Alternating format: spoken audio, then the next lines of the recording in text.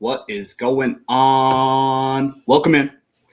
Benzy's Bit, episode number 4.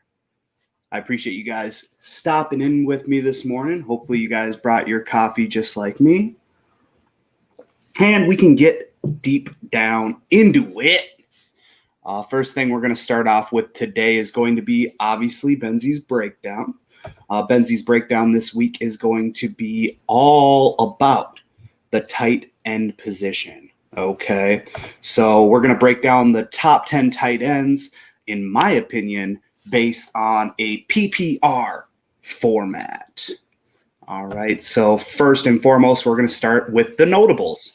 I have 2 notables this week. First notable is going to be TJ the Hawk Strap Hawkinson.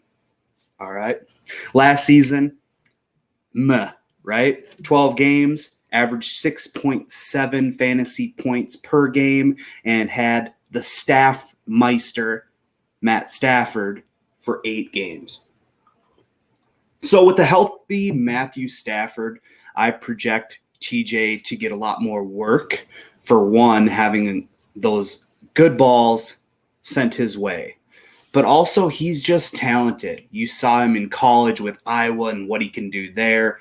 Seeing him transition his game up to the next level, it doesn't always happen overnight. But I do believe that he can have the production as long as he has a solid plan in place. It's tough when you're picking anyone with the Detroit Lions team, but I do project them to be better fantasy-wise with an actual franchise quarterback that's there for the season, which hopefully Stafford can put together a season. Even though I'm a Vikings fan at heart, I would still like to see him produce some fantasy points because when they are healthy, they do still lose, but they put up great fantasy points. My second notable this week is going to be for Jack Doyle, the dumpster. All right, 16 games last season, had 111 fantasy points. That's 7 a game. I really like what he could be with Phillip Rivers. I'll get into Hunter Henry soon enough in my rankings. And just to see what Phillip Rivers does with a solid-handed tight end is crucial. That's why I've got Jack Doyle on my notables. So once again, the 2 notables are TJ Hawkinson for Detroit and Jack Doyle for Indianapolis. All right, so then we're going to go in to our top 10. At number 10, I have Blake Jarwin. Yes, you heard it. Blake Jarwin. Jarwin. We're going to go with Jarwin. And last season, he only had 85 points. But Jason Witten, who's no longer there, was putting up 8.7 points per game fantasy-wise last season in a PPR league. I think Jarwin's going to be great in that offense, and I think that's a very good sleeper for late rounds. In all of my drafts that I've done already this season, whether they be mock or, ESPN leagues, things like that, he's fallen to where you can grab him within the last 5 rounds of the draft, which is very great, especially when you figure out that Dallas's offense was the highest ranking offense last season. So I do like that fit. At number 9, I've got Gronk. Gronk is so tough for me to really put him in this rankings. For one, you got to go back to 2018 to get any stats on the guy. Okay. And we all know who Gronk once was, but that was with a different team. Yes, same quarterback, but different team. That's the big thing here. So back in 2018, he played 13 games. He put up 131.2 fantasy points. That's 10 points per game. The big thing was he was targeted 72 times. He obviously didn't catch the rock that many times, but he's targeted so much by Brady. So that's why I did slide him into the top 10 barely at number 9. So I've got Gronk at number 9. Another great value here, which I think his average draft position will be so much higher than it actually should, just like Gronk, simply because guys want Gronk on their squad. I have Hunter Henry at number 8. Everybody's like, Hunter Henry's elite. He's this, he's that. Yes, he is with Phillip Rivers. Now you've got the change of pace in either Tyrod or Herbert. What's going to happen? Okay, makes sense. So I've got him at number 8 there. Last season he had 12 games, And that's the big thing, too, that we're noticing already through this is that you've got all these tight ends that get so banged up, and you'll see it all throughout the rankings. That's why if you can get a top tier tight end, you might as well pull the trigger because they're putting up those points. But also if you can take a chance on, like I said, Blake Jarwin, TJ Hawkinson, even a Jack Doyle, if those guys do produce, those are the guys that win you leagues. I mean, you saw it with George Kittle in the past. You saw it last season with Mark Andrews, things like that. So, all right, back to the rankings. At 8, Hunter Henry, 12 games last season, 150.2 points in the season, 12.5 points per game. Now let's get into number 7, the Walrus, Darren Waller. All right, he's going to be playing for the Las Vegas Raiders this season. Last season, he did put together a full season, was still banged up during it. 16 games, 221 points, 13.8 points per game. That's going to be an interesting combo as well. You got the whole, Carr, Mariota situation going on down there. I think that's great. Competition does breed success. I think Waller will be right there, like I have him at number 7. At number 6, fireworks here. Zach Ertz doesn't make my top 5 this season. Not to mention the competition he'll have with Goddard this year, who is another great value pick as well. Last season, he only played 15 games. This is Zach Ertz. Last season, 15 games, 215 points, 14.4 points per game. Great numbers, consistent numbers. But what's going to happen this season? No one knows. So I've got him at number 6. At number 5, Austin Hooper. New Cleveland Brown, played 13 games last season, 191.7, 14.8 points per game, was tight end 1 for a majority of the season. And then he got hurt. So once again, banged up. At number 4, I have Evan Ingram. Played only 8 games last season, but I do like him at my number 4 spot. He was averaging 13.7 points per game when he did play in those 8 games. I love Danny Dimes throwing him the ball.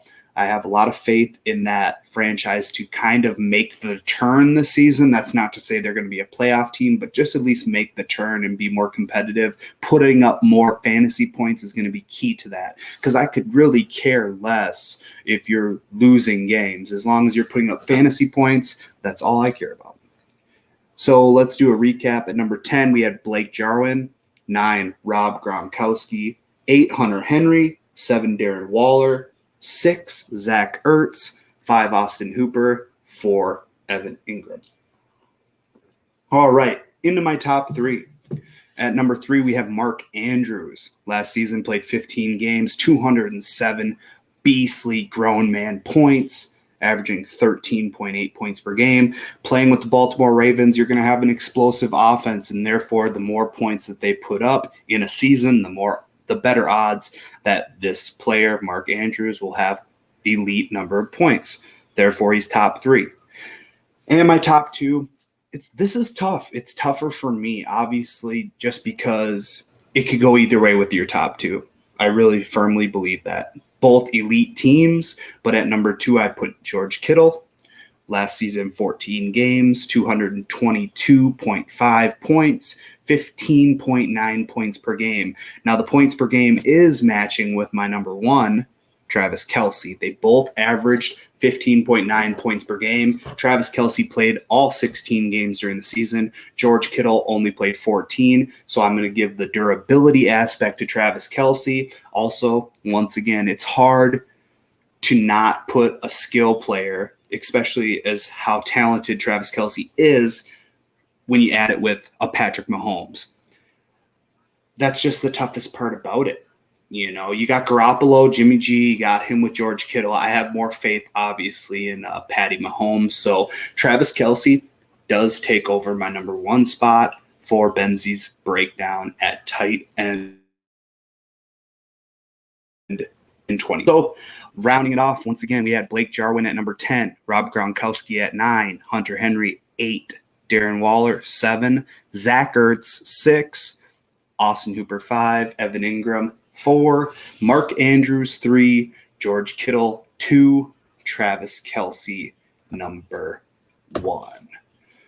All right, so that's going to do it for the breakdown this week. Let's go ahead and get into the baller of the week. So my baller of the week is going to be Michael Jordan. Now, what the baller of the week is, it's exactly what it sounds like. I've got the baller of the week and I've got the bonehead of the week. The baller of the week usually has to do with something charitable, whether it be donating to this or that. Obviously, Michael Jordan and the Jordan brand on Friday announced a $100 million donation to help the ongoing fight against racial injustice. The basketball legend announced that over the next 10 years, he and his brand will donate $100 million to organizations dedicated to ensuring racial equality, social justice, and greater access to education. He said, and I quote, "We represent a proud family that has overcome obstacles, fought against discrimination in communities worldwide, and that works every day to erase the stain of racism and the damage of injustice. It's 2020, and our family now includes anyone who inspires to our way of life." Boom. So Michael Jordan, with that statement and that decision to donate $100 million over the next 10 years, he gets the baller of the week. Now, my bonehead of the week, you're going to love. I hope you love it because it's Jameis Winston. Jameis Winston says he is one of the best quarterbacks to ever play, and it's not over for him. He stated, "I know what I'm worth, and I know day in and day out without publicly coming in and saying it that historically I'm one of the best quarterbacks to ever play the game. There's people talking about me like I'm old, washed up quarterback, like I'm 40 years old, and I've got so much life left. I've got so much energy, man. This is not over for me." Holy cow. So Jameis Winston believes that he's one of the best quarterbacks to ever play the game, yet he's a backup for one. Okay. Number 2, he signed a 1-year contract. Okay, whatever. What are you talking about, Jameis? So in your career, you are a 28-win, 42-loss quarterback. Okay. You've had 70 starts in the NFL, and you've thrown 88 picks. In 70 starts, you've thrown 88 picks. Now, he talked about in this whole article, he talked about how he's an aggressive quarterback and how he likes to attack, and that's why he's so different. You're not different in that aspect. Yes, you've got a cannon, but also the simple fact that you take more risks than rewards for the most part. I mean, you've had, let's say, 3 good seasons in your career. Okay. They weren't historically the best. You weren't QB1 except last season where you put up great numbers, but you were 30-30. You throw 30 interceptions, 30 picks. That's risk versus reward. Okay, so I'm going to take a more conservative quarterback for the most part.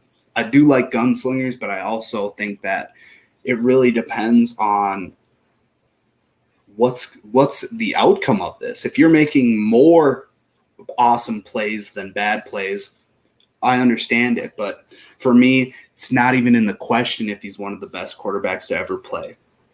I don't believe it's over for him, though. I think that he will hang around. I think he could still be a starting quarterback in the NFL. He just needs to learn. And I think for him to be learning from a Drew Brees, hopefully learning from a Drew Brees and really sitting down and getting critiqued and figuring out where he's got to go, because he needs to be critiqued. He needs to make significant changes. Otherwise, he will forever be a backup quarterback in the NFL, which you're still getting paid. So it is what it is. All right. So that's my bonehead of the week. Let's get on to Benzy's Buzz. All right. So Benzy's Buzz is basically going to be about what's going on in the world of sports all over the map, things of that nature. So let's dive right in. Since I have some Vikings news to talk about, let's get into that. So Dalvin Cook states that he will hold out unless he gets a reasonable extension. The two sides, the Vikings and Cook, have not spoken since last week and have no further talks scheduled. Cook says he has presented what he thinks was a reasonable proposal this offseason. The Vikings have been unwilling to meet his price. David Johnson, who was traded this offseason to Houston, makes $13 million per year, and Cook wants to match if not surpass that total. That's a tough one. For me, obviously, I want the explosive Dalvin Cook in the backfield for my Vikings. I firmly believe that he is an elite running back, but unfortunately, elite running backs get paid too much in this league and are, especially when you're injury prone. And that's a horrible tag to have slapped on you as any position player in the NFL. But Dalvin, unfortunately, has not played a full season since he started in the NFL. He's put up great numbers when he's healthy. So I understand what he's asking for. From what I heard is that the Vikings, and this was reported by Courtney Cronin, who's the big reporter for the Vikings, she stated that the Vikings offered him 8, I believe. He's going into this season only being paid like 1 point something million. So I understand the holdout. And if you listen to Twist Sports Talk, that's our bigger platform, our Saturday live podcast. You can find more information on that at twistsportstalk.com. You would hear us talking about this prior to even this news coming out, is that we expected Dalvin to hold out. When we were talking about the NFL draft this year, a lot of us had, well, at least me and Mike Reeves, who you can find Mike on his show at Mike on the Mic. His Twitter handle is at Twist Host Mike or at RTF Mike on the Mic. But me and Mike also, in our mock drafts for the NFL draft, we had a running back. And everybody's like, why? Well, this is the prime example of why we should have drafted a running back early on when you could have gotten somebody with some talent because of this impending doom. You do still have Alexander Madison, which is awesome. I do have faith in him, but I still cannot compare him to a Dalvin Cook. Haven't seen enough sample size in the NFL. Also, let's kind of check back. Last season, Melvin Gordon was offered an extension during his holdout, and he was offered that by the Chargers for 2 years, $20 million. He passed and continued to hold out until he eventually came back so he wouldn't be fined. And in the offseason this year, he took a 2-year, $16 million contract, but 13.5 of that is guaranteed. So he passed on a $20 million 2-year and took a 13.5 because he wanted to do the holdout. Tough situations. It's a gamble, but it's also a business. I understand where Dalvin's coming from, and I want him to get paid. But if it can't be here, hopefully he finds a home. Moving on. The MLB Players Association proposed an 89-game 2020 season with full prorated pay and a 16-team postseason. It's a great proposal. Ain't going to happen. Tuesday's proposal represents a compromise from the players who proposed a 114-game season with a full prorated pay and an expanded postseason 2 weeks ago. The MLB Players Association insists on a full prorated pay, and the players want to get paid for the games they play, while the MLB is steadfastly demanding additional pay reductions, obviously, right? Obviously, if you're playing for a shorter amount of the season, you're not going to get a prorated pay. Unfortunately, that's just not how it's going to work out. And to see the MLB going back and forth, and with every single proposal, it's always the other side stating, this is horseshit, right? Makes complete sense because everybody wants the money. This league is so greedy on both sides that it's just not going to happen. And it's just a dumpster fire to watch. It's unfortunate because each day they don't come to an agreement, they're losing more and more fans. And these are the fans that actually liked to watch baseball. Me being one of them. I love baseball. I grew up playing it. Not many kids that are young now can have the attention span to watch a baseball game unless they're playing it with joysticks and a controller, right? So for them to continue to lose while they have a prime opportunity to be playing ball right now, just like the Korean Baseball League, there's probably more young people that watch that in the middle of the night like zombies, right? That are watching the Korean Baseball League than even know who Mike Trout is. So let's put that in perspective. MLB, get your life together. All right, skipping down, Bubba Wallace wants Confederate flag removed from NASCAR tracks. Bubba Wallace wore a shirt that read, "I can't breathe, Black Lives Matter" before Sunday's NASCAR race in Atlanta, and now the circuit's only black full-time driver is pushing for change at the track. He stated my next step would be to get rid of all Confederate flags. No one should feel uncomfortable when they come to a NASCAR race. So it starts with Confederate flags. Get them out of here. They have no place for them. There's going to be a lot of angry people that carry those flags proudly, but it's time for change. 100% agree. I'm not from the South. When I see a Confederate flag, I don't see hate, but that's just because I'm ignorant. I don't know of it, simply one, because I'm not from the South, two, because I need to be better in realizing what that flag means for one, but also what I can do to help this whole Black Lives Matter movement, because I feel very strongly that I'm blessed to have grown up with parents that didn't teach me to judge people on the color of their skin. I was judged to respect all people, and therefore you will get respect back. And I think I am very grateful to have grown up that way. So, Bubba Wallace, go you. We'll keep watching. Lastly, Todd Gurley passes physical for Falcons 2 months after the agreement. Gurley previously expressed no concern about passing the physical despite lingering questions about his surgically repaired left knee. Upon joining the Falcons, Gurley told reporters, "I didn't tear my ACL last season. This was 6 years ago. So just been able to maintain that and just keep going each year." Reminder, Todd Gurley agreed to a 1-year, $5.5 million deal, and that he's taken to the bank. All right, so that will do it for Benzy's Buzz. Last but not least, I want to get to Benzy's Bite. All right, I haven't been able to get to this for the last 3 episodes because my time management is piss poor. So let's get into this. I'm going to review some of the places that I've been the last 3 weeks. I know with quarantine, it's been really tough to kind of get in where you fit in, because in Minnesota right now, it's basically outdoor patios, except for today. I believe it opens 50% indoor, I think. So that should be awesome. I should go out and grab a bite today. But let's go into those really quick. So the first one is going to be Red Cow. The Red Cow restaurant is located in St. Paul, Minnesota. They're known for their burgers. I gave them 4 out of 5 stars. I ordered the Double Barrel Burger. It was a 2016 Burger Battle winner. Burger Battle winner. Say that 12 times fast.